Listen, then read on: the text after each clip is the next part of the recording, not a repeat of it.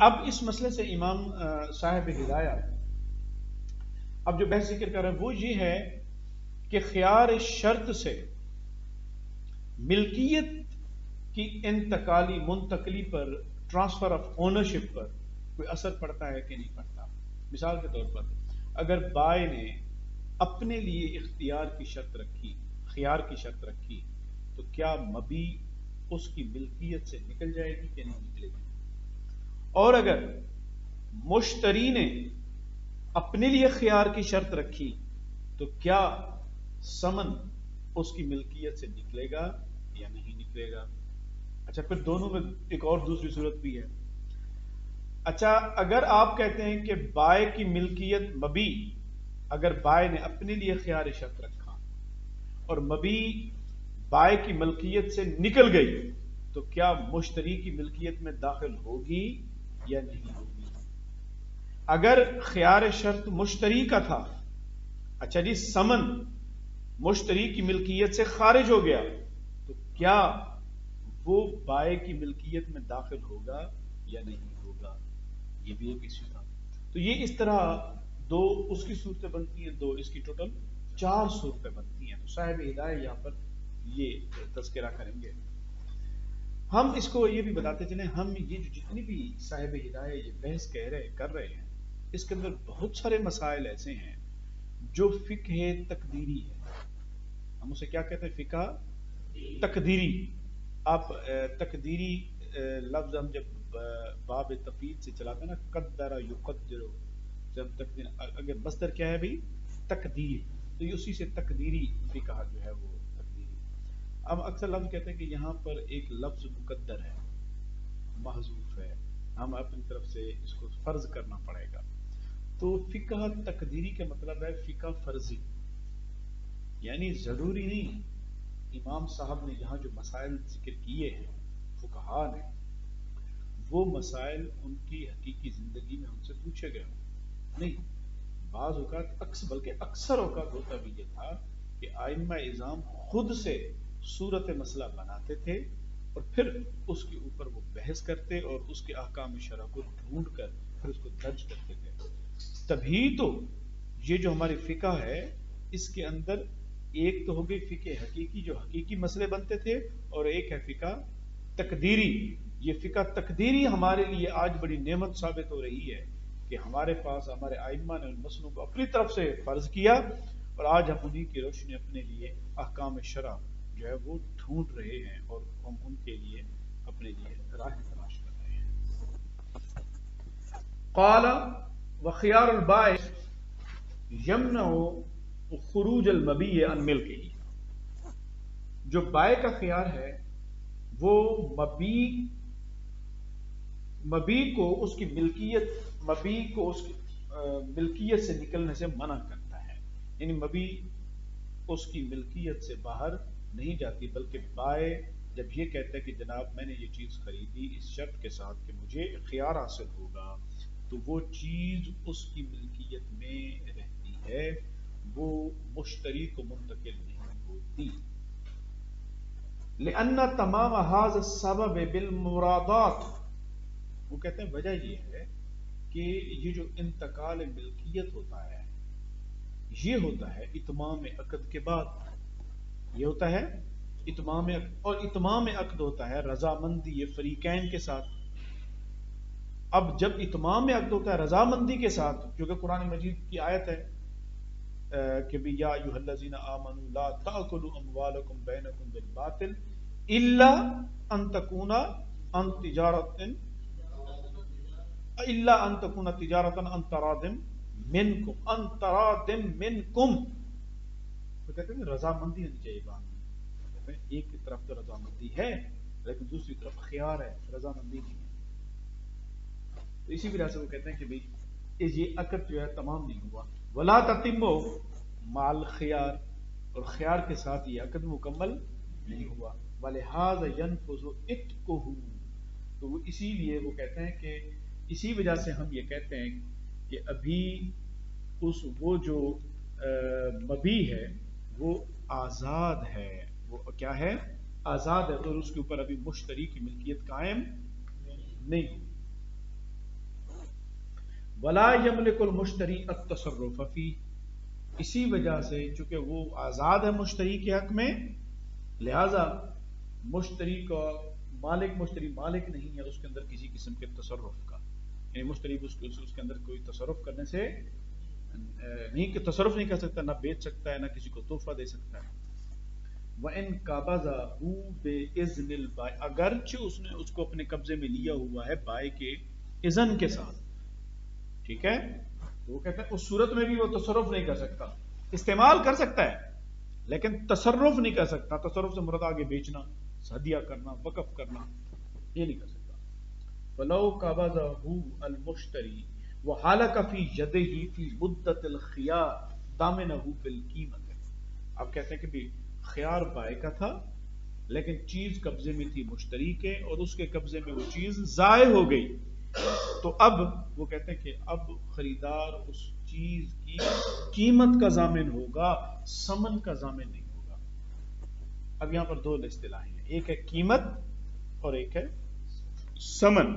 قیمت وہ ہوتی ہے جو بازار میں مروج ہوتی ہے، قیمت وہ ہوتی ہے جو بازار میں مروج ہوتی ہے، یا جو پرائس ٹیگ آج کل کے زمانے میں قدر قیمت چیز کے اوپر تحریر ہوتی ہے، ہم کہتے ہیں یہ قیمت ہے۔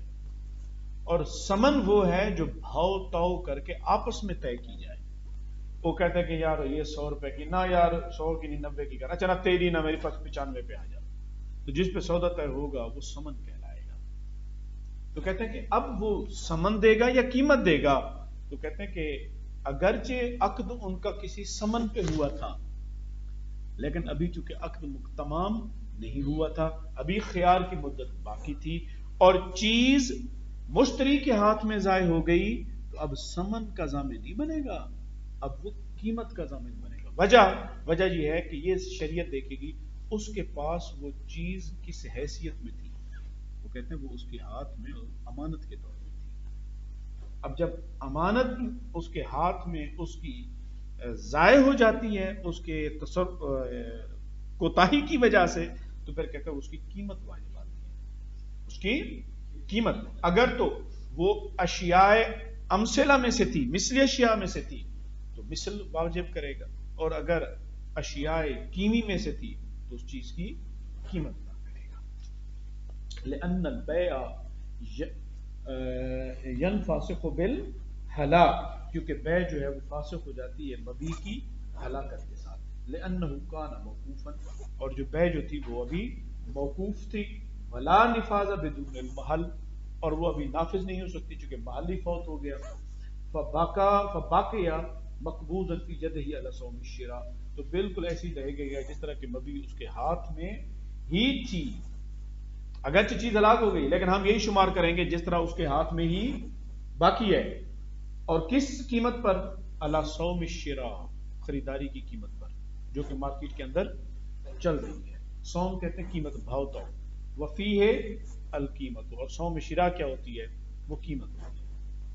ولو ہلک فی ید البائع انفسخ البیع، اور اگر چیز بائع کے ہاتھ میں ہلاک ہو جائے تو کہتے ہیں بیع ختم ہو جائے گی۔ ولا شیء علی المشتری اعتبارا بالصحیح المطلق، اور کہتے ہیں کہ پھر مشتری کے اوپر کوئی چیز لاگو نہیں ہوگی، اعتبارا بالصحیح المطلق، کیونکہ خیار شرط تھا، اور خیار شرط جب اس نے اپنے پاس رکھا تھا اس میں تو مشتری کا تو کوئی قصور ہی نہیں۔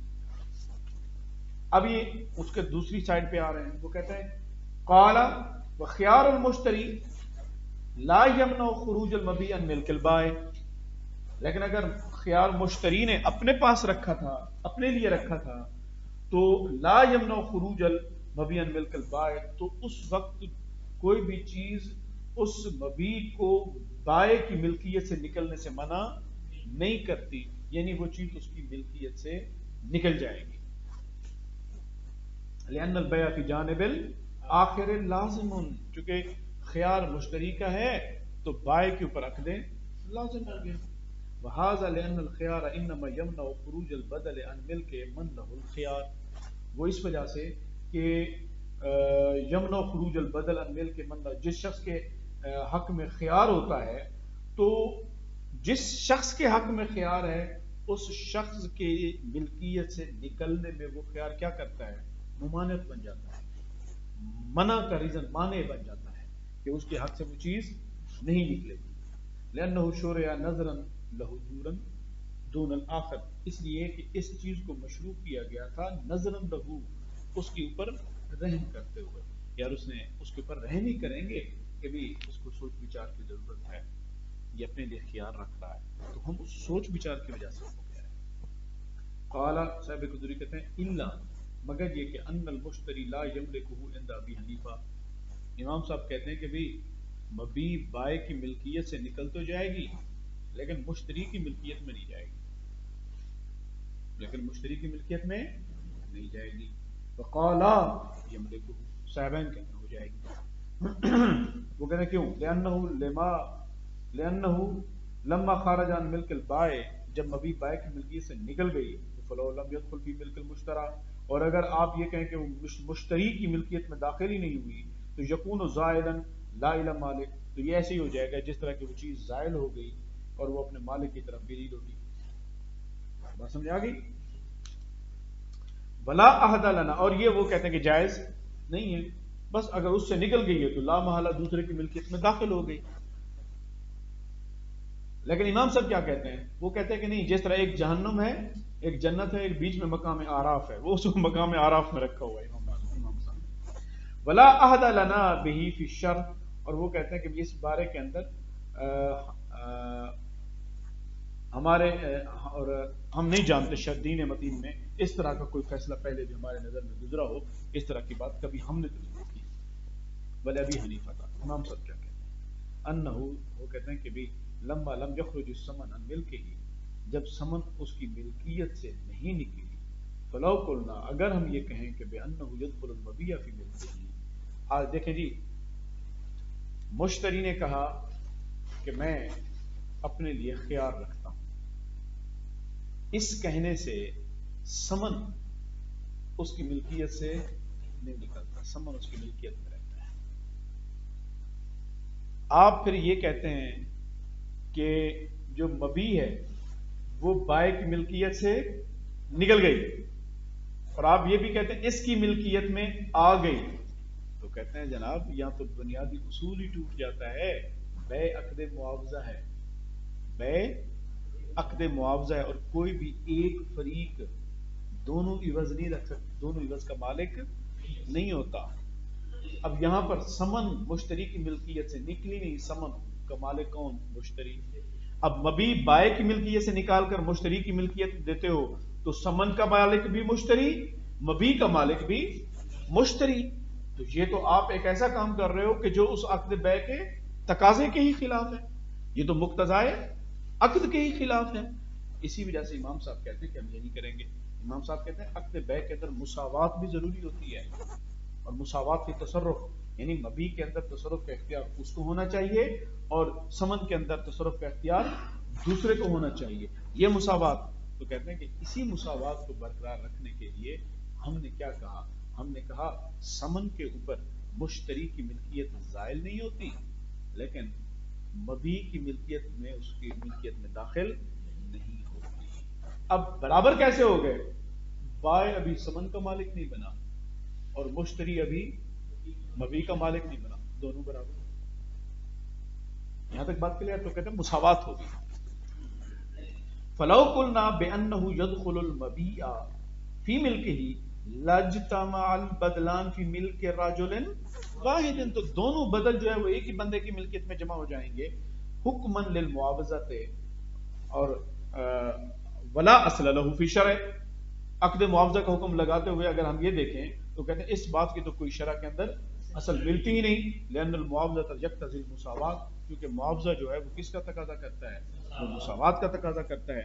وَلِأَنَّ الْخِيَارَ شُرِعَ نَظْرًا لِلْمُشْتَرِي لِيَتَرَبَّى، تو کہتے ہیں اس خیار کی جو مشروعیت تھی وہ تو اسی وجہ سے تھی کہ مشتری جو ہے اس کے اندر غور و فکر کرے گا.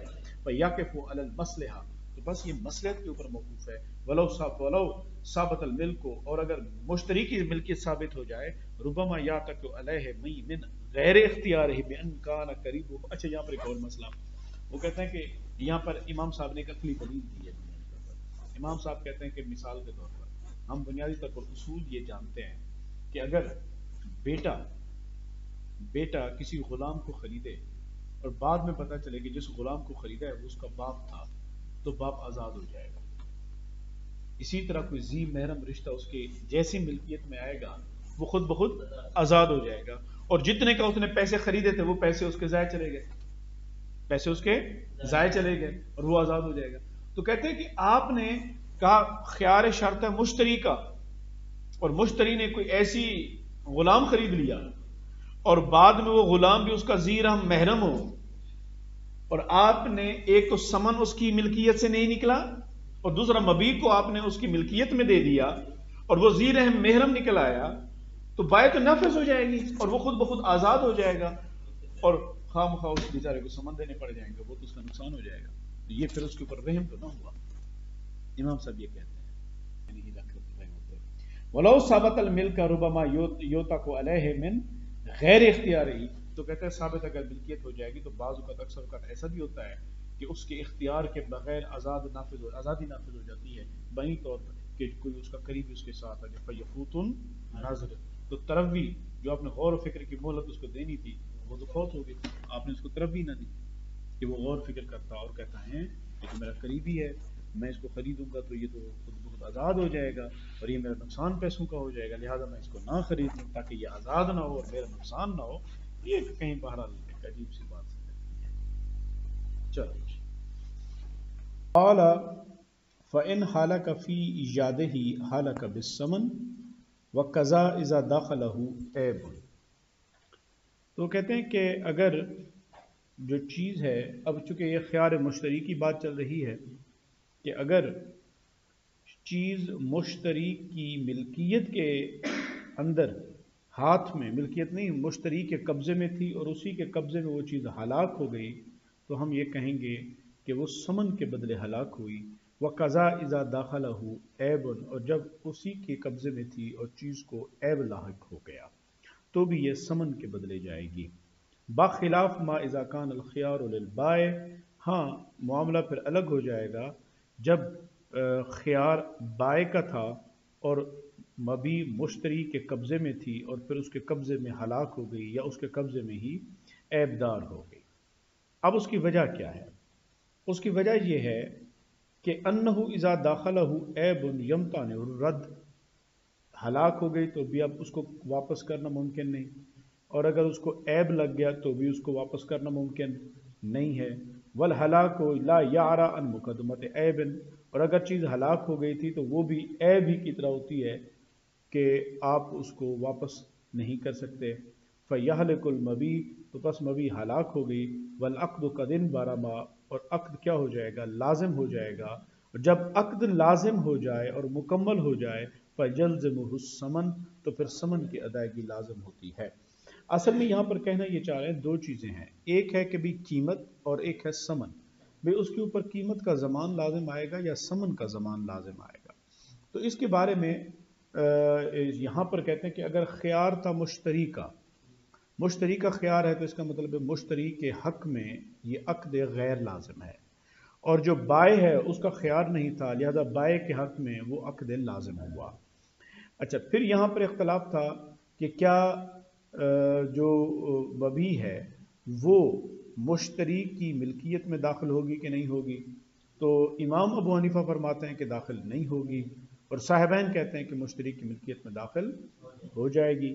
تو اسی بنیاد پر وہ کہتے ہیں کہ اب جب مشتری کا خیار تھا تو مشتری کے خیار میں ملکیت تو پائے گی صاحبین کے نزدیک، وہ مالک ہو گیا، عقد مکمل ہو گیا۔ لہٰذا جب عقد مکمل ہو گیا تو جب بھی عقد مکمل ہو جائے اور چیز ہلاک ہو جائے تو ثمن لاگو ہوتا ہے۔ امام صاحب کہتے ہیں کہ بھئی چونکہ اس کے قبضے میں تھی اور اسی کی تعدی اور عیب کی وجہ سے وہ چیز ہلاک ہوئی، تو ہم یہ سمجھیں گے تعدی اور ہلاک ہونے سے پہلے عقد لازم ہو گیا تھا، اور عقد جب لازم ہو گیا، مکمل ہو گیا، تو اس صورت میں کیا لازم آئے گا؟ ثمن لازم آئے گا، لہذا وہ ثمن کی ادائیگی کرے گا۔ لیکن یہ جو امام صاحب فرما رہے ہیں وہ فرما رہے ہیں یہ بخلاف کی صورت میں، یہ کس صورت میں؟ بخلاف اذا کان الخیار للبائع، یہ ساری کی ساری تفصیل اسی کی تھی یعنی جب بائع کا خیار تھا تو ملکیت سے نکل گئی امام صاحب کے نزدیک. اب جب ملکیت سے نکل گئی تو لیکن مشتری کی ملکیت میں داخل نہیں ہوئی. پھر مشتری کے ہاتھ میں ہی تھی کہ چیز ہلاک ہو گئی. اب وہ کہتے ہیں کہ اب کیا بنے گا؟ تو وہاں پر وہ کہتے ہیں کہ وہ ثمن کی ادائیگی کرے گا اور ہم یہ سمجھیں گے کہ مشتری کے قبضے میں تھی چیز. والعقد کا دن بارہ ما فیلزم وصول بخلاف ما تقدم، بخلاف اس کے جو پہلے بات گزر چکی. لأن بدخول العیب لا يمتنع الرد حکما، کیونکہ جب عیب ہو جاتا ہے تو دخول عیب جو ہے لا يمتنع الرد حکما، تو چیز کو واپس لوٹانے کو وہ منع نہیں کرتا حکمی طور پر. لخیار البائع، بائع کے خیار کی وجہ سے. فیحلق والعقد موقوف، اور چیز وہ ہلاک ہو جاتی ہے اور عقد جو تھا وہ کیا تھا؟ موقوف تھا. لیکن فیبطل العقد فلا یضمن ثمن بل القیمہ. اب وہ کہتے ہیں کہ بخلاف اگر بائع کا خیار ہوتا تو کیا لازم آتا؟ اگر بائع کا خیار ہوتا تو کیا لازم آتا؟ اب یہاں پر وہ اس کی طرف لے کے جا رہے تھے. کہتے ہیں کہ اگر بائع کا خیار ہوتا تو پھر ثمن لازم نہ آتا، قیمت لازم آتی. کیا لازم آتی؟ قیمت لازم آتی. تو مشتری کا خیار ہوگا تو پھر ثمن، اور اگر بائع کا خیار ہوگا تو پھر قیمت لازم آئے گی. ثمن ہے جو آپس میں فریقین طے کرے، یا نہ تیری گل نہ میری گل، چل 100 روپے سودا ہو گیا، 100 روپے ثمن ہے. لیکن اگر چیز کے اوپر کی مارکیٹ کے اندر جو قیمت مروج ہے اس کو کہتے ہیں کہ یہ پرائس ہے، یہ قیمت ہے.